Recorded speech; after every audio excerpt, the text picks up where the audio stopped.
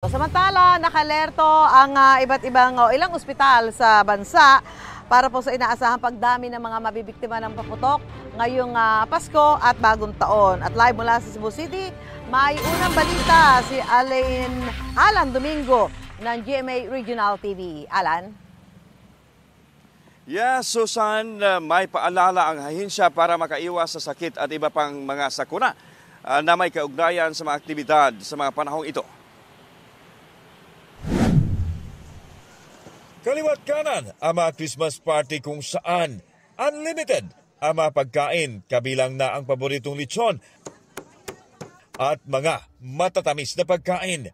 Masasarap man, paalala ng Department of Health o DOH-7, hinay-hinay lang sa pagkain ng mga matataba at matatamis na pagkain, lalo't lahat ng sobra ay masama. Pahimang no lang na dili unta ta kanunay maghuna-huna sa kalipay lang.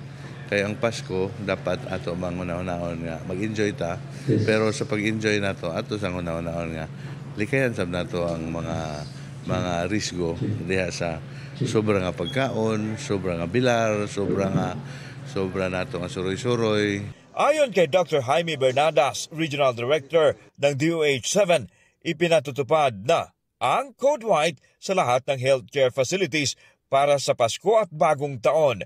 Pagka Christmas season, holiday season, kanunay gina nga naka-code white ng atong mga health facilities. Dili lang pagpangandam, tungod kay daghan ang mga aktibidades, daghan ang mga preparasyon sa mga buhaton aron in kaso na i-responde, makaresponde atong mga tambalanan.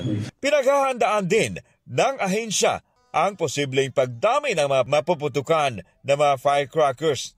Target ng DOH ang zero firecracker-related incidents, kabilang na ang strip bullet case sa rehiyon. Nakatakdang maglabas ng executive order sa Cebu City Mayor Raymond Alvin Garcia sa mga barangay na maglaan ng firecracker zone. Doon lang pwedeng magpapaputok sa Pasko at Bagong Taon. Gusto ko na designated area per barangay para sa pagbuto ng firecrackers. And then open space, open basketball court.